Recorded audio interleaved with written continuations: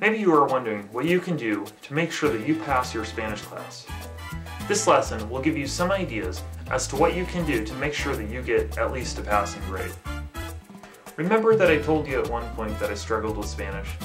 This is because there were several things that I was not doing. One thing that I wasn't doing was asking my teacher questions when I had trouble understanding something. I didn't ask any questions because I thought that eventually I would understand how to do it. This never happened, and over time, there became more and more things that I didn't understand. If I had talked to my teacher when I first started having trouble with Spanish, instead of waiting, I would have done better. Don't be afraid to ask your Spanish teacher questions when you don't understand something. If you ask your teacher and you still don't understand something, you may want to buy a SparkNotes Spanish help book or check out a beginning Spanish book from your local library. The books will help explain the same things that are in your class, but in a way different from the way that your teacher explains it. You can also go to the websites listed at the end of this lesson.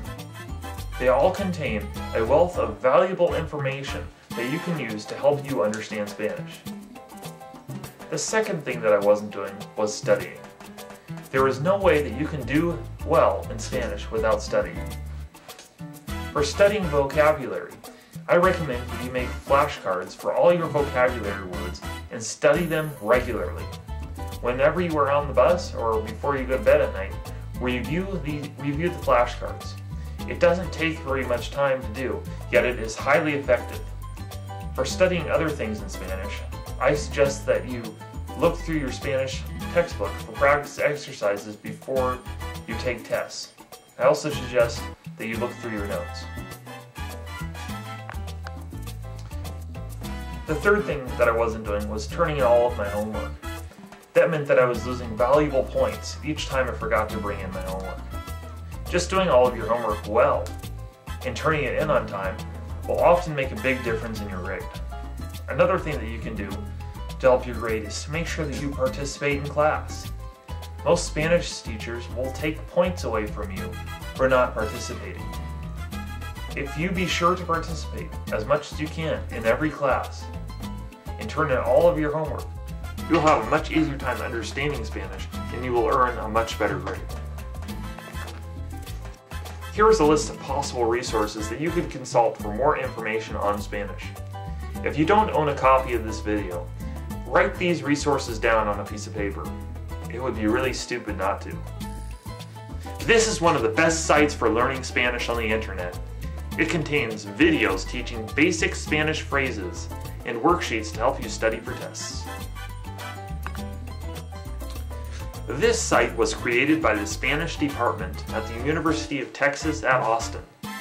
It is very unique in that you learn Spanish by watching video clips of native Spanish speakers. This site may be helpful for oral or listening tests in your Spanish class. This site contains help on punctuation, grammar, and verb drills.